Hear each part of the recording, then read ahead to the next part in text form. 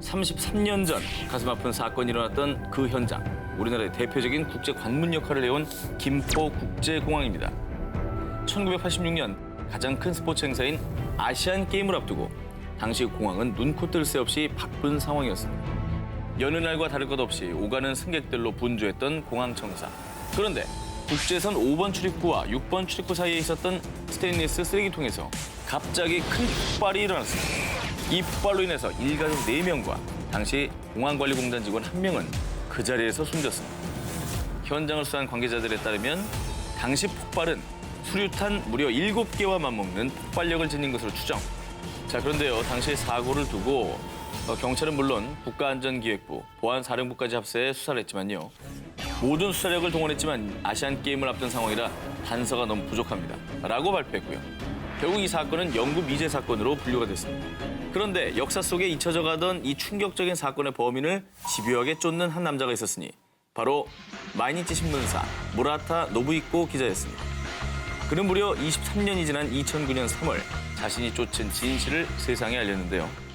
사건의 배후 조종자는 고 김일성과 김정일. 범행을 지휘한 것은 무슬림 테러리스트 아부 니달로요. 청부 테러리스트로 악명 높은 아부 니달이 북한과 손을 잡고 김포공항 폭탄 테러를 벌였다는 사실을 동독 정부기관 슈타지의 비밀 기록을 통해 밝혀낸 것입니다. 그리고 이 보고서에는 김포공항에 잠입해 테러를 벌인 과정이 상세히 설명돼 있었는데 하지만 안타깝게도 초동 수사가 너무나 미흡했고요. 그날의 진실은 다시 어둠 속에 가려졌습니다. 그날 김포국제공항 테러 사건의 진실은 무엇일까요? 2000년 8월 25일 나주 세지면 오봉리 청룡교 다리 밑 경찰은 한 목격자의 신고로 퉁퉁 불어 도저히 얼굴을 알아볼 수 없는 알몸의 시신 한 구를 발견합니다. 지문 대조 끝에 밝혀진 시신의 주인은 나주에 있는 한 종합병원의 간호사로 일하고 있던 22살 B씨. 시신 발견 일주일 전인 2000년 8월 18일 휴무일을 맞은 B씨는 본가에서 쉬던 중이었습니다. 술에 취해 어머니에게 큰 소리를 지르는 아버지를 진정시키기 위해 아버지를 이끌고 마을 앞 개천으로 향했습니다. 하지만 술에 취한 B씨의 아버지는 말싸움 끝에 딸의 손길을 뿌리쳤고요. B씨도 끝내 아버지를 붙잡지 않고 개천 쪽으로 걸어갔다고 합니다. 그런데 그렇게 개천으로 갔던 B씨는 밤새 집에 돌아오지 않았고요. 그로부터 일주일 후 그만 B씨가 개천 밑에서 차가운 주검으로 발견되고 만 겁니다. 이후 10여일간 경찰은 B씨의 흔적을 추적하고 탐문 조사를 벌였지만 역시나 그 어떤 증거도 찾아낼 수 없었습니다. 그런데 사건이 발생한 지 한 달이 지나갈 즈음인 어느 날 수사본부로 한 여성의 전화가 걸려옵니다. 남자친구가 살인을 한 지인을 만나고 왔다고 했어요. 어떤 여자를 죽였다고 했대요. 라고 말이죠. 우여곡절 끝에 제보자와 그 남자친구를 찾아내 다음과 같은 진술을 확보할 수 있었습니다. 9살 많은 고종사촌 형이 트럭을 운전해서 개천변길을 달리다 여자를 보고 목을 졸라 죽였다고 말했습니다. 라는 내용이었습니다. 확실에 가까운 증언을 확보한 수사진은 곧바로 고종사촌 형을 추적했습니다. 동생이 경찰서에 불려갔다는 말을 들은 형은 이내 자취를 감춰버리고 말았는데요. 그로부터 6개월여간의 추적 끝에 유력한 용의자인 형을 영광의 한 모텔에서 찾아냅니다. 하지만 그는 동생이 털어놓은 진술에 대해 모두 부인했고요.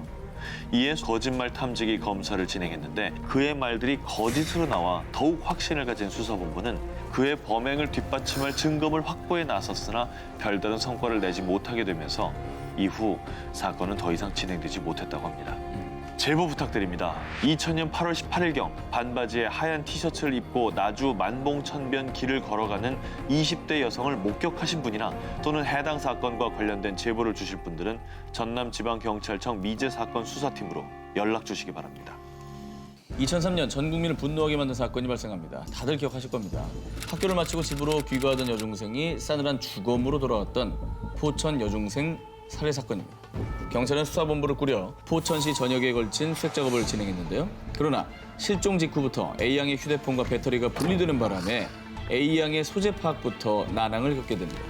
그로부터 23일 만인 11월 28일 집에서 약 8km가량 떨어진 의정부시 밀락동과 낙양동 일대에서 A양의 총 13점의 수주품이 발견됐는데요. 이때 발견된 수주품에서는 A양의 이름이 적힌 부분이 모두 찢겨나간 상태였다고 합니다.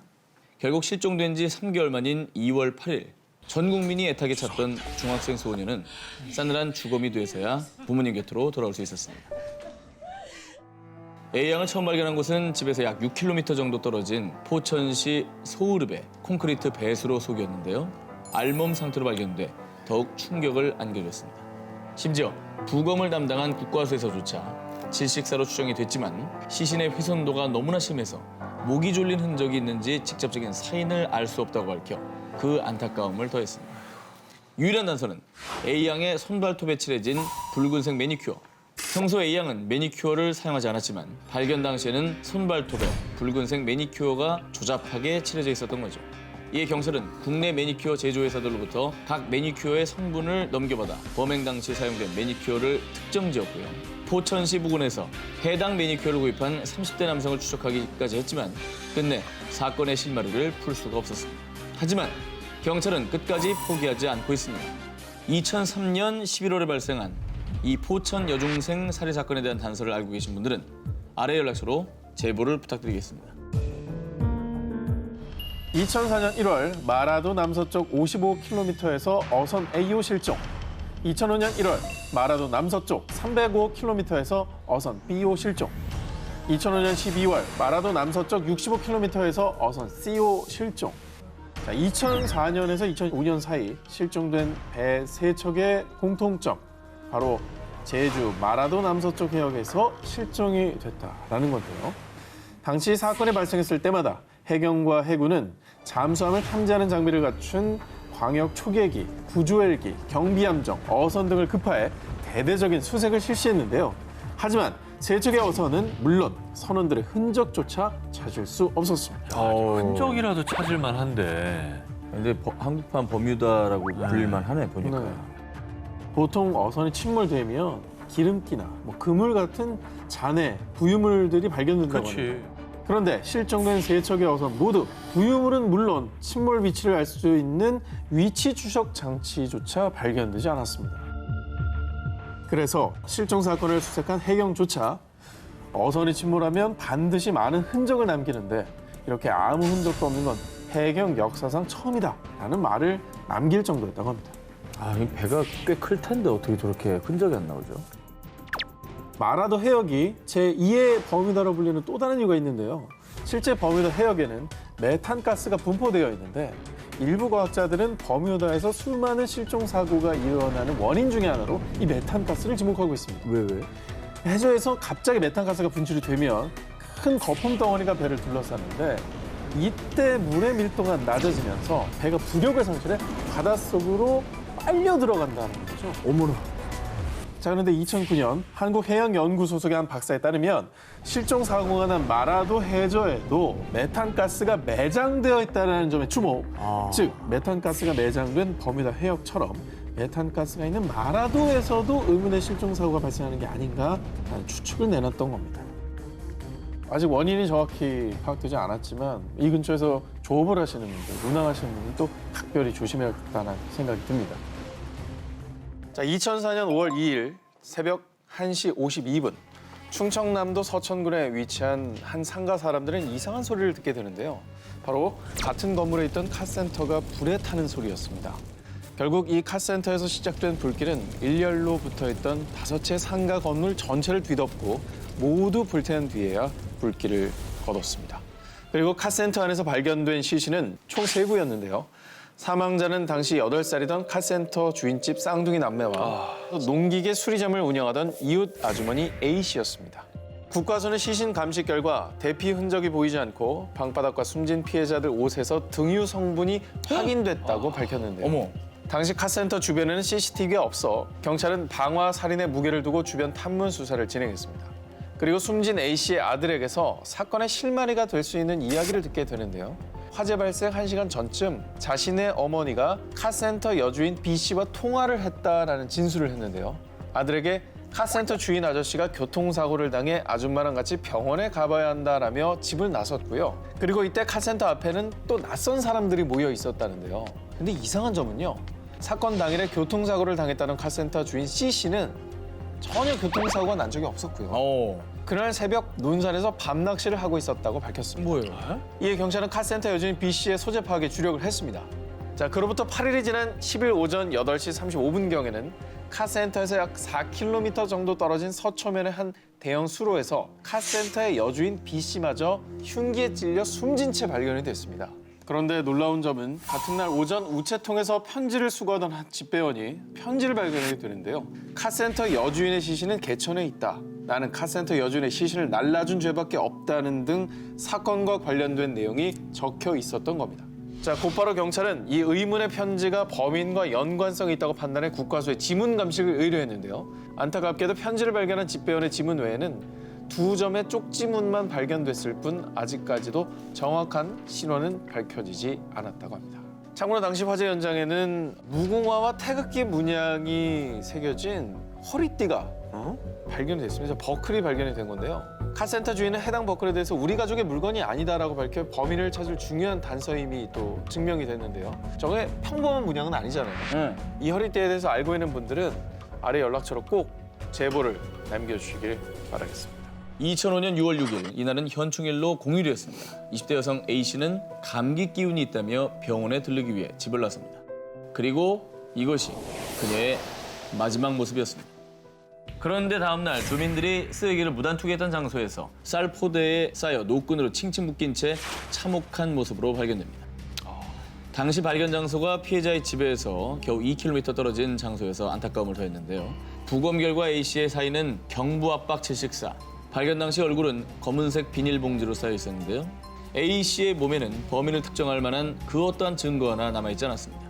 그런데 그로부터 6개월 뒤인 2005년 11월 A씨의 시신이 발견된 장소에서 약 1.8km 떨어진 골목에 또 한 명의 시신이 발견됩니다. 이번엔 야외용 돗자리와 김장용 비닐봉지에 겹겹이 쌓인 채 노끈과 전깃줄, 나일론끈으로 단단히 묶인 기이한 모습으로 놓여있는 시신이었습니다. 그녀가 실종된 날은 일요일이었지만 직장에 출근해야 했던 B씨, 결국 싸늘한 시신으로 돌아온 것입니다. 그런데 40대 주부 B씨의 사인 역시 경부 압박 질식사로요. 피해자의 얼굴은 검은색 비닐봉지로 쌓여 있었고 동일범의 소행으로 보이는 사건은 목격자나 단서 하나 없이 미궁에 빠지게 되는데요. 하지만 발생한 지 10년 뒤인 2015년 사건과 관련된 새로운 사실이 밝혀지게 됩니다. 10년 전 전국 동시지방선거가 실시됐던 2006년 5월 31일 한 여인이 신정역 근처에서 납치당했다가 탈출한 사건이 있었다는 것이었습니다. 반지하에 열린 문으로 들어간 그녀는 들어가자마자 왔어? 라고 말하는 낯선 남자의 목소리를 듣게 됩니다. 그렇습니다. 범인이 둘이었던 것이죠. 실눈을 뜨고 주위를 살펴본 그녀는 바닥에 놓여있는 수많은 노끈들을 봤고요. 마침 현관문이 열려있던 걸 확인한 여자는 뒤도 돌아보지 않고 그대로 건물 2층 계단으로 올라가 신발장 옆에 숨었습니다. 그런데 그때 여자의 눈에 들어온 건 낡은 신발장 옆에서 붙어있던 엽기 토끼 스티커였습니다. 이렇게 무사히 목숨을 건진 여자의 사연이 방송을 타자 사건은 일명 신정동 엽기 토끼 살인 사건으로 알려지며 범인에 대한 수많은 제보가 쏟아지고 있어 경찰 측에선 제보들을 바탕으로 수사에 박차를 가하고 있다고 합니다.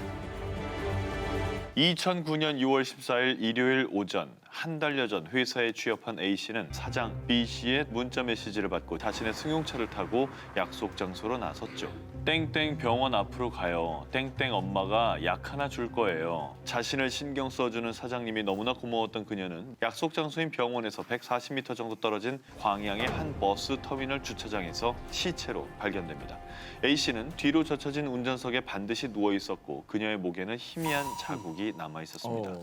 사건 발생 이후 경찰은 마지막으로 문자 메시지를 보낸 사장 B씨를 유력한 용의자로 긴급 체포했습니다. 하지만 그는 이 문자 메시지가 자신이 보낸 것이 아니라고 주장했죠.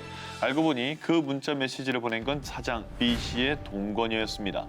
동거녀가 B씨와 피해자의 사이를 의심해 사건 당일 아침 피해자를 불러내기 위해 B씨로 가장을 해 문자를 보냈던 건데요. 이후 그녀는 발뺌을 하는 것에 화가 치밀어 손으로 목을 졸라 죽였다며 모든 것을 털어놓았고 곧 살인 혐의로 구속됐습니다.